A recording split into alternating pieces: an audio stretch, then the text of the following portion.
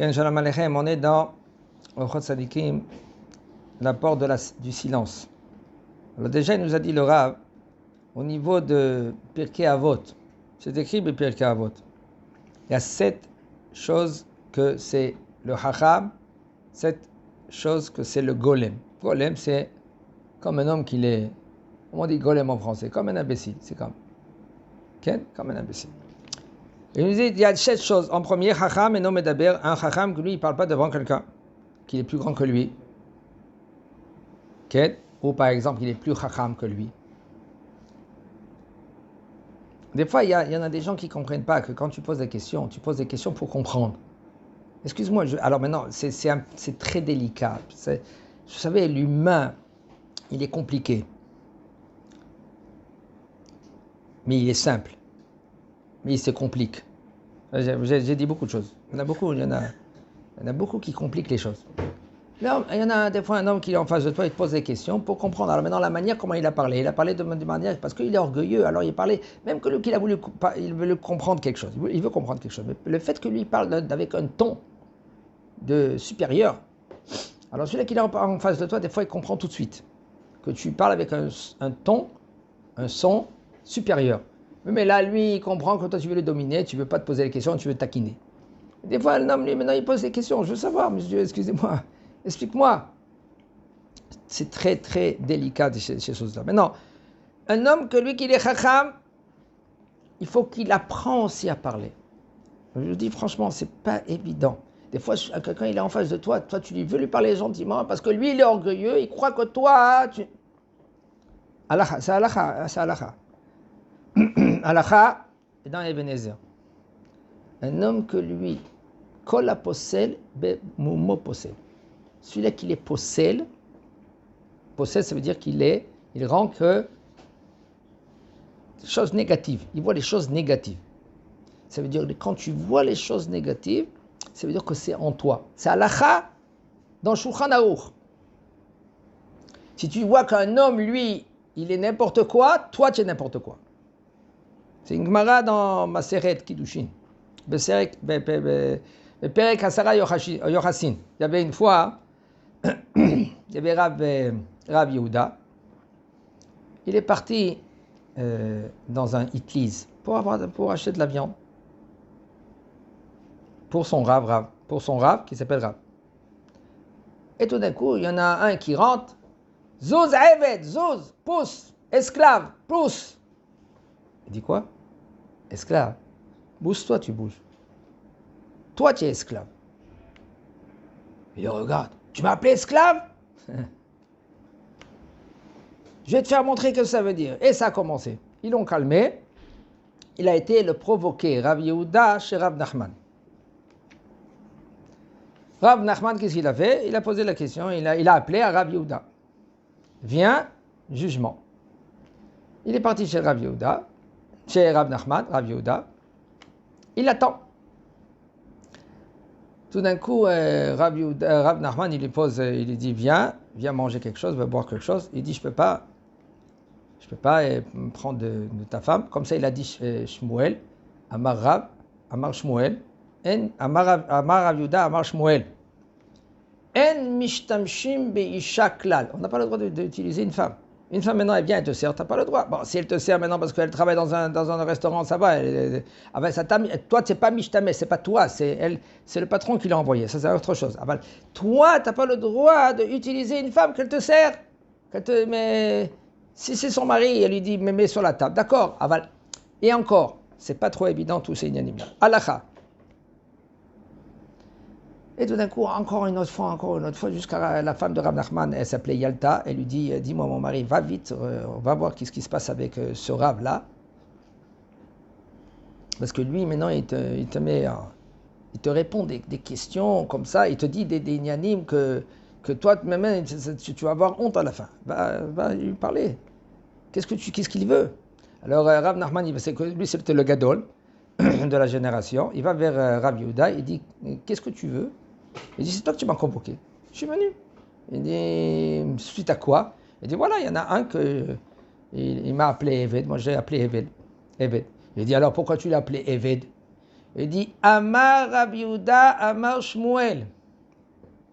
Kol aposel bemumo posel. Tout celui qui néglige son prochain, il est posel auto. Ça veut dire qu'il le dit, toi, tu es un tel. Ça veut dire que c'est en toi. Si tu m'appelles Eved, toi tu es Eved. Et Maran HaShulchan Aruch, il a été posek dans Even Ezer suivant. Ça veut dire que si toi tu dis que lui c'est un n'importe quoi, excusez-moi, toi tu es un n'importe quoi. Halakha.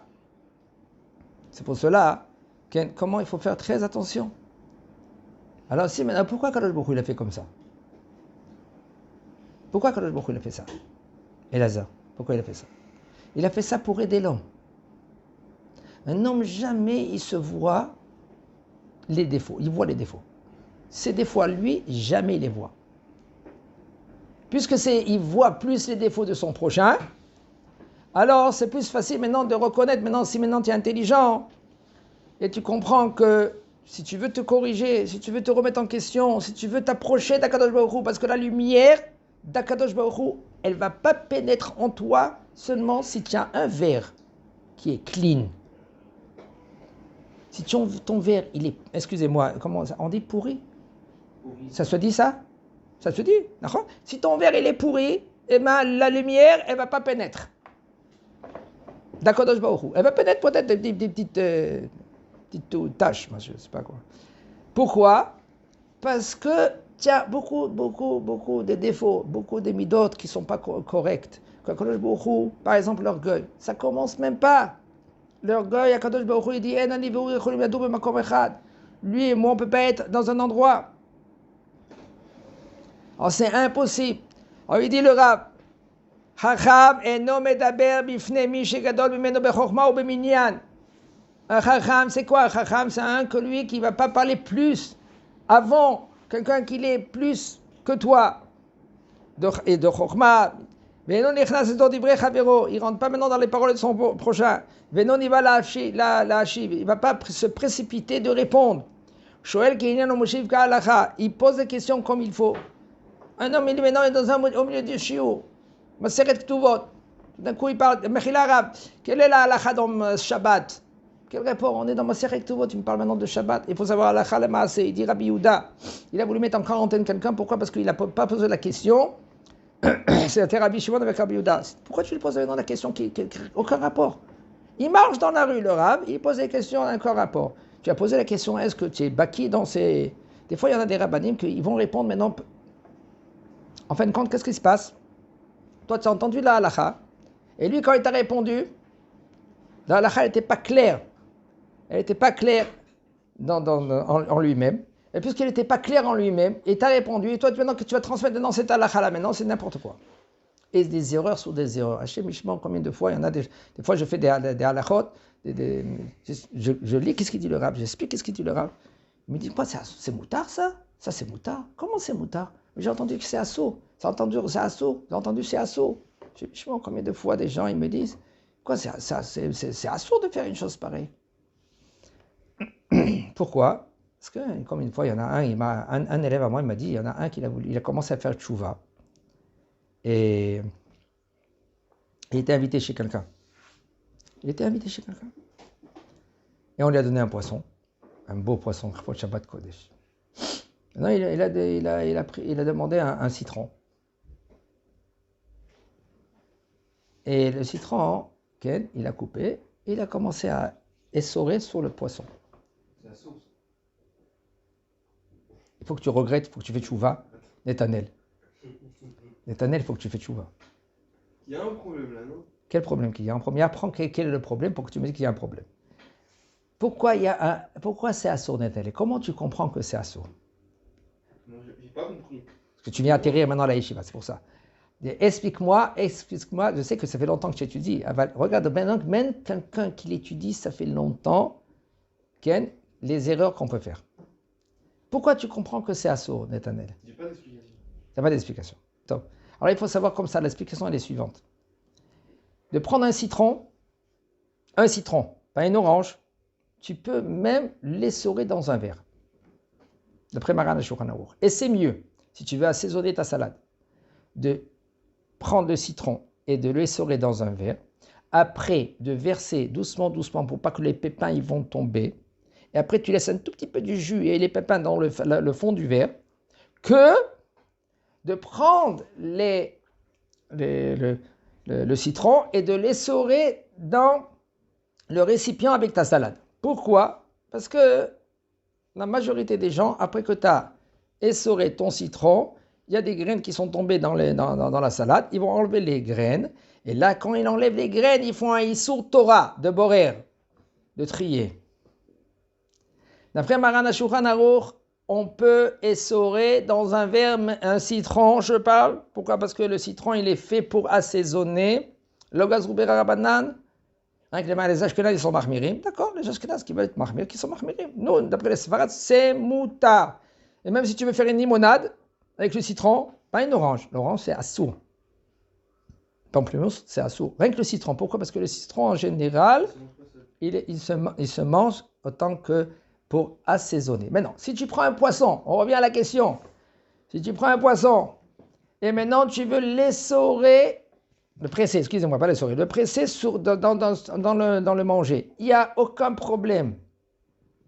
Et même si tu veux dire, mais attends, il n'y a aucun problème pour presser, mais il y a un problème de bichoul. Pourquoi il y a un problème de bichoul? Parce que maintenant le poisson, il va faire cuire maintenant le citron. Eh bien c'est faux. Pourquoi? Parce que nous les séfarades, nous on pense que l'assiette c'est klichéni. Klichéni, c'est même que c'est un gouche, même que c'est un gouche, ça veut dire un bloc, quand même le klichéni, le temps que tu as mis dans la marmite, et encore à plus forte raison, si maintenant il y en a qui mettent de la marmite, ils mettent dans un récipient, et après dans le récipient, ils mettent dans l'assiette. Ça c'est considéré comme klichlichi. Même d'après les Ashkenaz, c'est moutar. C'est pour cela qu'il n'y a aucun problème de prendre un citron Shabbat et de le presser sur le poisson. De pas le presser, le presser sur le poisson. Et il n'y a aucun problème. Maintenant, ce bonhomme, il est parti, il était invité chez quelqu'un. Et il a demandé le citron, il a commencé à presser. Ils l'ont crié dessus, ils l'ont défoncé. Comment tu fais comme ça? Issour Shabbat, Chilul Shabbat. Le bonhomme, il est sorti de la maison, après Shabbat, il a enlevé la kippa. Bon, il a mal fait. D'enlever la kippa, ça sert à rien. Eux, ils ont eu tort. Mais toi aussi, tu as eu tort. Pourquoi tu as eu tort? Tu as eu tort parce que c'est pas parce que les gens, ils se comportent, toi maintenant, tu vas te déconnecter d'Akadosh Baruch Hu. Shabbat imekor beracha. Un homme que lui, qui fait pas Shabbat, il est considéré comme il n'a pas la neshama. Il n'y a pas Shabbat et Neshama. Il y a Shabbat, la Neshama, elle vient. Il nous dit le Rav, au Meshiv Ka'alacha, il faut que tu saches répondre comme il faut. Ve'omer al-rishon, ve'lacharon, acharon. Quand tu réponds, qu'est-ce que tu as en premier? Qui t'a posé la question. Après la deuxième question, troisième question. Tu ne vas pas faire une salade. Ve'al mashelo shama, qu'est-ce que tu n'as pas entendu? Tu dis, j'ai pas entendu. Au modé à la emet. Et aussi tu dis, ça c'est émet, très délicat ça. Des fois, combien de fois, il y a un enfant, ton fils, il vient, il te dit, papa, mais c'est pas moi que j'ai fait ça. Non, c'est toi. Et tu sais que c'est pas lui. Tu sais que c'est pas lui, c'est l'autre. Mais non, tu l'as attrapé, c'est le victime. Combien de fois des papas, après que les enfants ils grandissent, ils disent, papa, je suis d'accord avec toi que tu m'as tapé une fois, deux fois, mais pas tout le temps. Je n'étais pas le punching ball, comment dire ça? Okay? J'étais pas là maintenant pour que tu te défoules contre moi. Tu avais raison pour ça, mais pas pour tout. Pourquoi maintenant tu n'as pas, avant de sortir tes nerfs contre moi? Malheureusement, ça, c'est de partout comme ça. Au modèle à la émet, quand ta femme par exemple elle parle, elle te dit c'est comme ça et c'est pas comme ça. Tu dis ouais, tu as raison, ma baya. C'est difficile de dire que tu as raison, c'est vrai, parce que ça te touche dans l'orgueil. Ton orgueil te dit, moi j'ai tout le temps raison. Il y en a des gens moi je connais quelqu'un que quand je parle avec lui, à chaque fois je lui dis, tu as raison. Quelqu'un il me dit, mais il n'a pas raison. J'ai dit, mais tu n'as pas compris. Il va continuer à parler jusqu'à demain pour avoir raison, même qu'il n'a pas raison. Alors j'ai dit, mais non, tu as raison, comme ça on est tranquille pendant 1 heure. Mais c'est faux. Non. Il n'écoute pas. Il y en a des gens qui n'écoutent pas. Tu sais ce que je veux dire, ils n'écoutent pas? C'est-à-dire quoi? Le laisser dans ses dérotes. Oui, mais là, c'est pas moi, c'est Kadosh Baruch Hu, il va s'occuper de lui.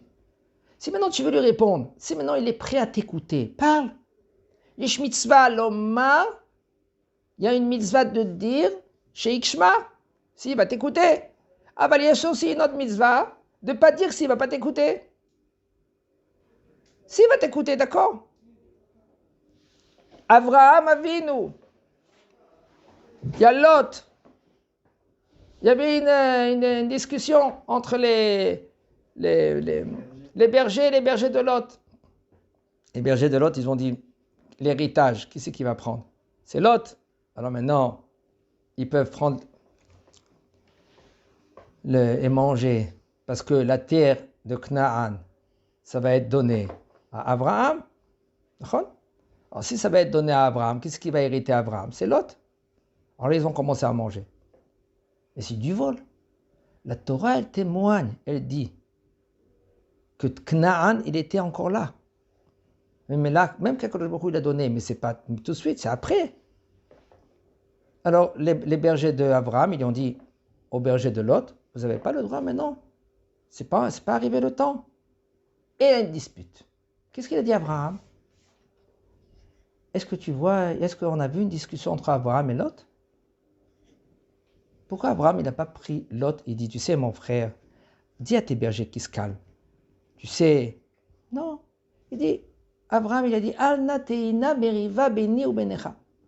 Il y a maintenant un petit rive. Rive, c'est petit. Resh yud bet. Meriva, c'est, tu rajoutes le ma. Meriva. Il ne faut pas qu'elle gonfle le fait de la dispute. Il ne faut pas qu'elle enfante. C'est ma. Ma, c'est Adam. Ma, c'est ma Adam betidao. Et aussi le ma. Da, si un homme, il sait qu'est-ce que ça veut dire d'éviter d'avoir une mériva. Alors maintenant, Abraham Avinu, il n'a pas commencé à faire du moussard à l'autre, et lui dire, mon frère, dis à tes bergers de se calmer. Qu'est-ce qu'il a dit Abraham Avinu? Il a compris tout de suite. Il dit, écoute, si tu veux y aller à gauche, moi je vais à droite. Si tu veux y aller à droite, pourquoi Abraham? Assis-toi, parle-lui gentiment à l'autre et à ses bergers, comme tu as l'habitude de faire. Jusqu'à maintenant, qu'est-ce que tu fais? Tu rends les gens à un tchouva, tu prends ton temps. Là, tout de suite, il a dit, c'est bon, tu sais quoi, l'autre, je comprends bien, il y a une dispute entre tes bergers et mes bergers. Si tu veux y aller à gauche, moi je vais aller à droite. Et pourquoi tout cela? Il a compris Abraham, ça ne sert à rien. Ça ne sert à rien. Ils veulent, les bergers, comme l'autre, ta'ava. Quoi ta'ava? Qu'est-ce que c'est ta'ava? Le plaisir, les loisirs, les désirs. Tu veux les plaisirs, les loisirs, tout ce que tu veux, pas avec moi. C'est-à-dire que tu ne pourras pas écouter qu'est-ce que je te transmets. Tu ne pourras pas écouter, mais là, je ne peux pas te parler. Si maintenant le bonhomme il dit, écoute, j'ai compris, je veux avancer, je veux comprendre qu'est-ce qu'il y a Kadosh Baruch Hu nous transmet. Chazak Baruch. Ah ben sinon, ça c'est le silence. Il faut contrôler. C'est difficile. Pourquoi c'est difficile? Parce qu'un homme, il veut avoir raison. Mais attends, mais j'ai raison. Oui, mais tu n'as pas compris. Tu ne peux pas avoir raison. Le bonhomme en face de toi, il ne comprend pas. Alors ça sert à quoi? À quoi? À faire la séparation entre des fois des familles. On fait des fois Shulchan Shabbat. Genre quelqu'un il est venu, la main elle était bondée. J'ai dit qu'est-ce qui se passe? Ah, Shabbat avec mon beau-frère. Qu'est-ce qui se passe? Non. Kadosh Baruch Hu, il cherche le shalom. Toi aussi il faut que tu cherches le shalom. Chazak Baruch.